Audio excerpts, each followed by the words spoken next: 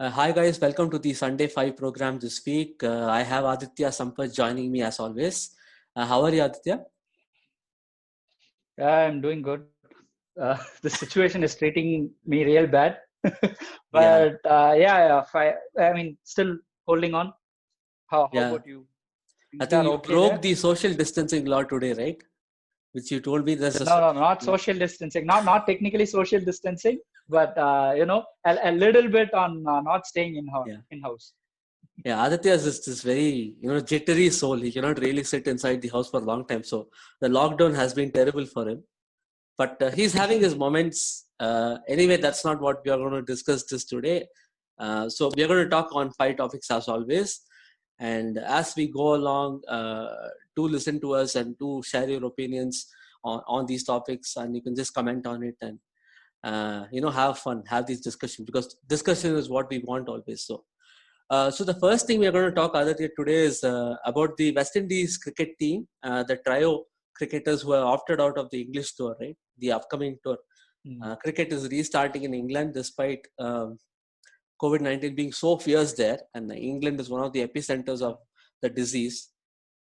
Still, cricket seems to start again, but three players who are Darren Bravo, Kimo Paul, and Shimron Hetmeyer, all first teamers, all important players, they have opted out for health and personal reasons, which makes Yeah. sense according to me. So, what are your thoughts on that?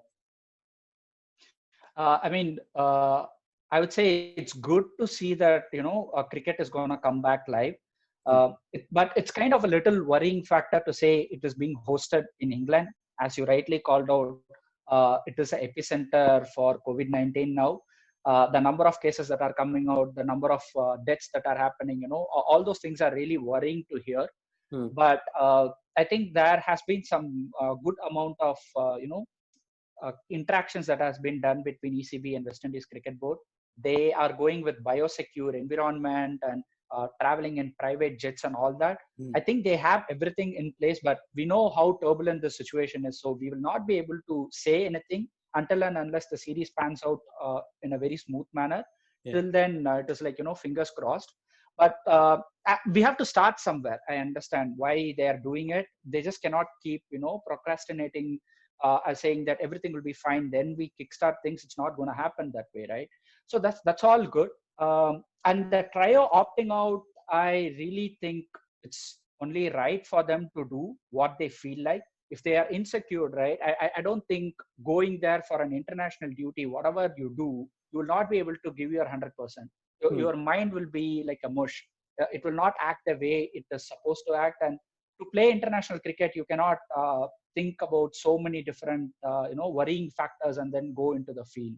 Hmm. And I also heard about Kimo Paul saying that he's the only breadwinner Yeah. for his extended family, and he fears that something happens to him, Yeah. then there will be too many people who would get affected. So I'm in line with what they have done of opting out, but I also would suggest that yes, cricket needs to resume, and let's hope whatever they are doing turns out good, and there are no big concerns being raised after the series gets over. That Hmm. will be like fatal blow if something goes wrong. So Yeah. yeah, I'm in support of what is happening for now. Yeah. No, interesting that football is also starting in England, uh, like in a few weeks, and that's going to happen. And yeah, Mhm. sometimes we forget that cricket is just a sport, even though we love it so much and all that. But it's about Yeah, life and death. When questions come like that, I think players should be given that choice, and I don't think anyone will be critical of them making this choice. Especially in the case of Kimo Paul or Darren Bravo, or any of Darren Bravo has a young family, Mhm. and he has raised his Mhm. concerns and all that. So I don't think it's a big issue. But again, like Aditya said, right? It's good to see cricket come back. Comeback sport is one form of normalcy which we can have. But again, these are like very difficult waters to tread. You have to be careful about it and how this pans out. You have to see. So one more topic again coming from the English shores is how Liam Plunkett, the World Cup 2019 hero, one of the unsung heroes of World Cup 2019, has been dropped from the 55-member squad. The problem is not getting dropped, but the way it was done was terrible via Twitter. I think he came to know via Twitter. Owen Morgan has talked a lot about the sporting culture, right, in his English side, and Alex Sales is not being taken inside because of that particular culture. So my question is this part of the same sporting culture which Morgan talks about? Couldn't he have called Liam Plunkett and said that he's getting dropped? The whole point of getting dropped on social media just baffles me, and it's ironical that they talk about culture and this is happening. And Michael Vaughan, the ex-captain, has come out rightly and he has criticized this, right? So again, your thoughts? Very surprising because Plunkett is one of the best performers in the World Cup, right? Yeah, it's a humiliating thing to do for a person who has been a vital cog of your team. Hmm. This guy came into the English setup again by 2015-16 somewhere, when England were trying to rebuild their team towards the next World Cup, and he has played such an important role. This guy can also bat a little bit. He's not like some kind of a tail ender. He can come and smack a few lusty blows. So he has given them a very good balance for the team, and his canny ability to operate in the middle overs. Not many teams had this kind of assert, right? Even Indian teams struggle because we did not have this kind of a seamer who can come in and bowl those off cutter, leg cutters, and then suddenly you don't expect him to give you a bumper. This guy gives you a bumper, right? So he had all the assets that were required for a middle overs bowler, and England benefited a lot from his ability. The way he said that, I got to know from Twitter. Yeah. I don't know. I don't know if this is the approach ECB is taking towards their World Cup hero. It's almost like they're acting too cocky. We get what we want, and once your playing days are done, at least if we feel it is done, maybe we will say that on the social media, not to you. Just go and hear about it. I'm very interested to see what Nasser Hussain is going to come out and say about this. I really expect him to make a statement. And I mean, you can win a World Cup and all that, right? But they have just won a World Cup by tying a game. Let's be realistic, right? And to treat your hero like this, I mean, this is like, where is Ian Morgan, as you rightly called him? He speaks about buddy culture, having a closed group, so is he now trying to say that Plunkett was not part of the closed group? He was an outsider? We don't know. They have to answer this. Yeah, this whole business of getting to know via social media, that's pretty terrible, and that's like a communications failure, right, from the team. And at least the captain could have called and could have done something about it. But it was very surprising because, again, I've heard so many commentators and experts talking about Plunkett's contribution in the middle overs and how he was the difference between so many other teams that England played against, right? So critical player, and very surprised the way that has been handled. And I'm actually waiting to see what Morgan's going to say. Yeah. And Ashley Giles came out and say he doesn't bowl fast and all that. I mean, that's the whole point. If he had bowled fast, he would have been. They thought actually Plunkett was like Brett Lee till the World Cup. After that, he became Kasparov. He was express before and suddenly became slow. People say anything they want to say when they want to defend themselves. This is denial. This is being naive. Yeah, I'm very interested in two things. Two people, Nasser Hussain and Owen Morgan, what they're going to say about this and see where that culture thing goes. And the third thing is a very interesting interview which both of us saw, which changed the perception we had about a player in just like 45 minutes, which is this fantastic interview that Hardik Pandya gave to Harsha Bhogle. We'll post the links on the description. You can watch that also. It came on CricBuzz.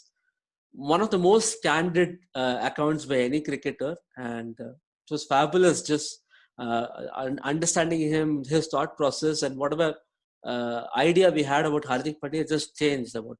So we know him as this calypso cricketer, right? Flashy with all the jewelry and tattoos, and but inside all that, there is a very grounded and a very thinking young man, and who has some of the best ideas about his ex-captains and the way he has perceived the game and how he's learning from different seniors was fascinating.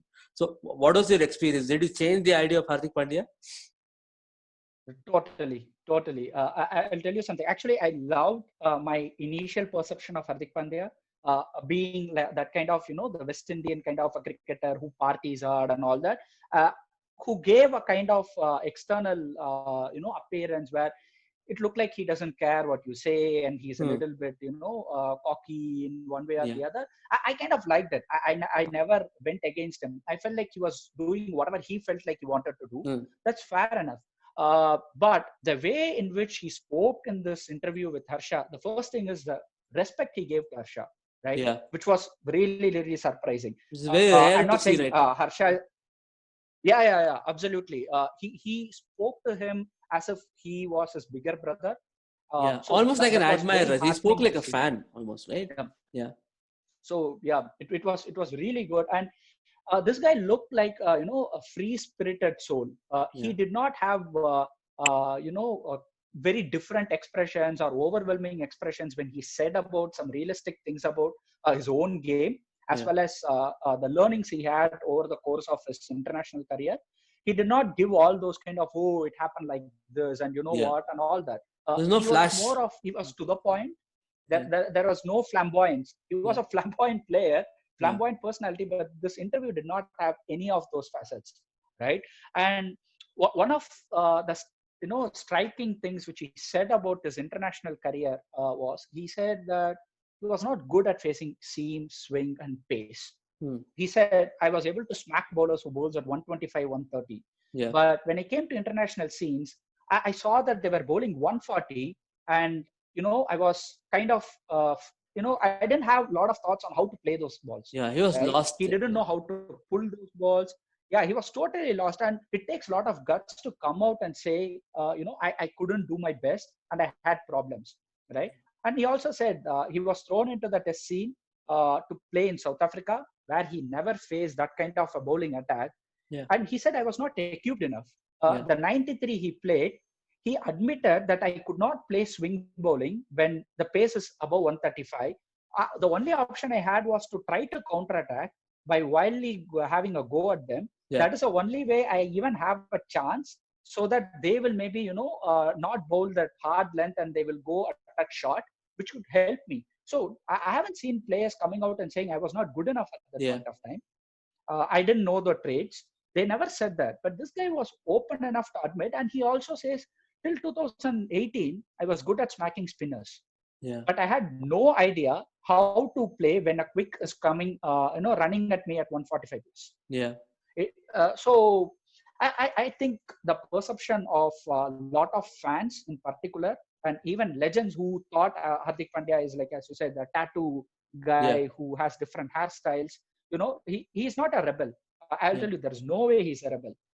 This guy is such a talented player, and the way he spoke about how he wants to improve as a player, I really would like to see if he improves that way. India is going to have a phenomenal cricketer and a great all-rounder in him. If he walks his talk. I like the I'm parts. really interested to see. I like the parts where he spoke about different mentors, right? Like Rahul Dravid. I didn't know that. Like they had some kind of interaction on how Dravid helped him in the cricket academy, and about his perceptions about Dravid, and how he was talking about the concentration part. He was talking about just being himself, and Dravid really didn't try to change him as a player. Fascinating interaction. So we would advise you to watch that and to understand, what goes behind a cricketer, and why, stereotyping a certain cricketer or any person in that matter is wrong. You really try to understand what's going behind. You will understand the efforts that's gone on.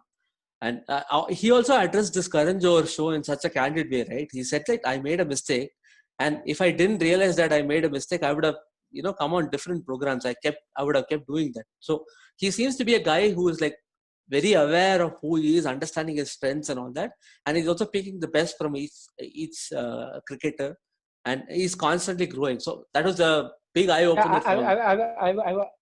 I would bring another point here. Just a quick word on when people compare Hardik Pandya with Ben Stokes, and they keep saying Ben Stokes, he's a complete player and all that. Let us understand something. Ben Stokes was part of England's under-19 setup, 2010, and he was groomed and nurtured more of a test player for starters. Yeah. And this guy actually played 2-3 years before he became a complete player. And he was a very young protege, and he was talented at a very young age. But Hardik Pandya came into the scenes when he was 22 plus. Yeah, He it's a was never late part bloomer. of under 19 Late setup. bloomer. Yeah. He's a late bloomer, and he's kind of a wild card when he came in, right? It was not like he's a complete player, and we picked out international material. He was not an international material then, right? Yeah. So there is a lot of difference between the way in which Stokes' career has panned out and Hardik Pandya's career has panned out. So Hardik Pandya might even become a bigger player than Stokes during his early stages of 30s or whatever. There is a possibility, but this comparison of saying Hardik is not up to the level of Stokes, I really think that argument should not start again. We should understand how each player's growth have been different, and we should respect that rather than just comparing them because they fit into that all-rounder category. Right. I mean, Very it different doesn't make a lot of players. sense. Very different players, and Yeah, very different the way they've come up and all that. So, the next exactly. Yeah. topic we are discussing is this fascinating article we read on Cricinfo, on Cricket Monthly, about the impact of having no IPL on the grassroots. So when we say there is no IPL, we always assume about the big bucks. We assume about the big cricketers, and we think that what's the point of not having an IPL, because the players anyway earn so much and they have so much cash stashed away. So why would they care when IPL is not happening? But this article, again, we would recommend you to read that. It gives you a perspective on what goes behind IPL. The different kind of people who benefit from IPL. So there was this fascinating story of the cobbler who works opposite the Chepauk cricket stadium, and how his livelihood is dependent on IPL and how it has changed his life. And there is the story of cheerleaders, the story of scorers, have commentators, and there are like a lot of these rookies who are picked up from nowhere, whose life is changed with that IPL contract. They want to show what they can do on the big field, and now because the IPL is getting cancelled, they are not really able to channel that. And so just by reading that article, we understood the impact of having that big tournament, right? Just the economic impact and how it affects different livelihoods. So what are your thoughts on that? Actually, there are a couple of points which are like a big eye opener for me. IPL is set to resume if World Cup doesn't happen, which looks to be the probability. So let us say even if it happens, it's going to be restricted to few grounds. It's not going to be pan India because obviously the situation doesn't allow them to do it and all that. And it could So be empty that there is stadiums, right? So yeah, it is going to be empty stadiums. Yeah, I could see a couple of professionals here who are scorers.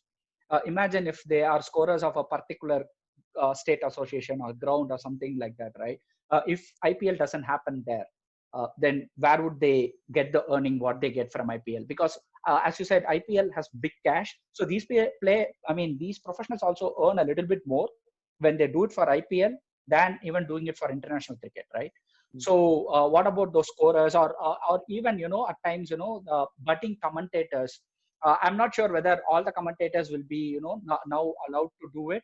Uh, Even though we keep debating about the quality of commentators, that's for that's a a topic for different another day day. we can Yeah, discuss. yeah, Yeah. We could do that, but yeah, those people are also going to get affected, and the throwdown specialists, yeah, right? So they play a very vital role. They are more of local people who are part of maybe TNCA or Mumbai Cricketing Association, so on and so forth. So they give throwdowns for all their franchisee team which is associated to their state and all those things. So what they will do? Uh, yeah. it's like almost 12 years it has been. Even let us say they were part of 4-5 APLs. They have a lot of plannings in their life, and this earning is going to play a big part in their life, right? Yeah. So what would happen to them if IPL does not happen? Who will give them compensation, Yeah. right? With already the situation looks grim. With you have to spend 4-5 lakhs if you get COVID and all that.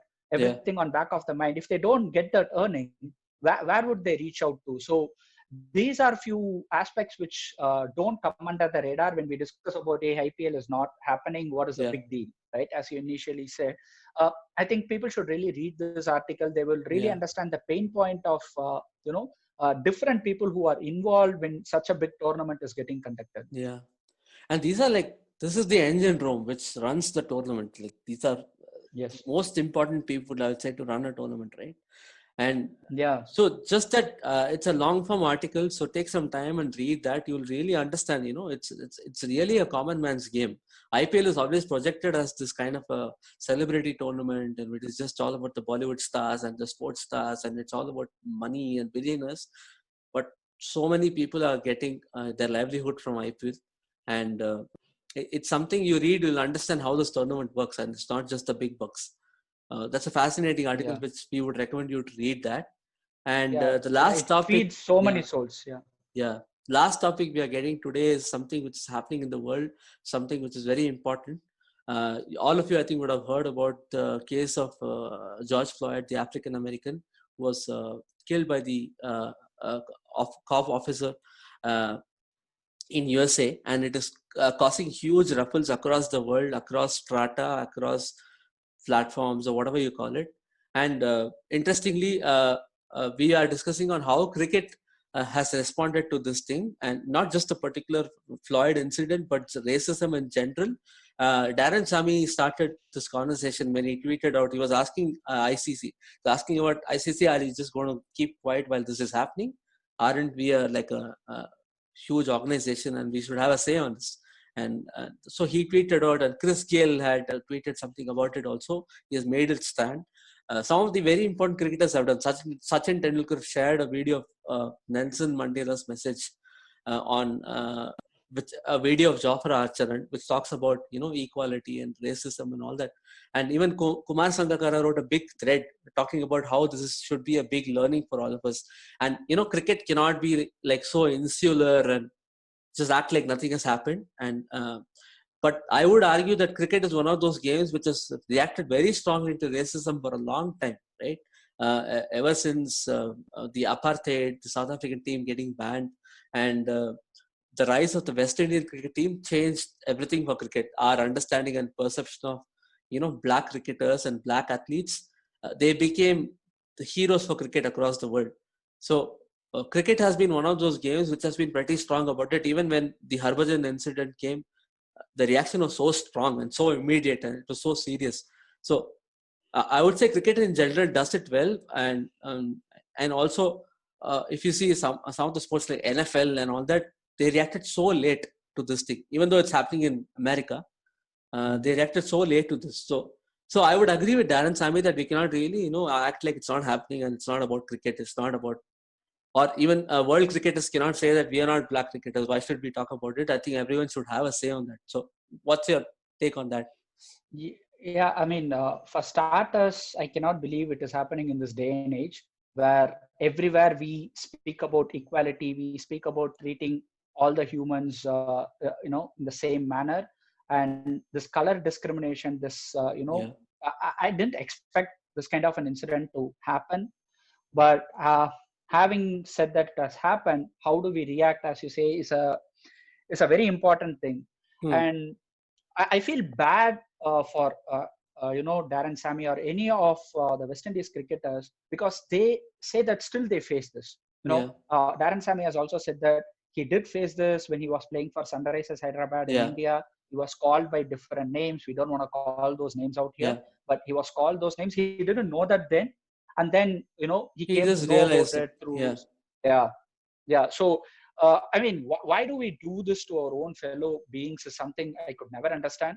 Hmm. Uh, it's a very sensitive topic to debate about or something, but it shouldn't happen. That's my first say. It should have never happened in the first place. But for the cricketing world, as you said, we always saw the West Indies players as our heroes, right? Yeah. Vivian Richards or Michael Holding, anyone, any of the names which we think about, Clive Lloyd. We Yeah. have always felt them as heroes. We never saw them as black Different people. Yeah. cricketers.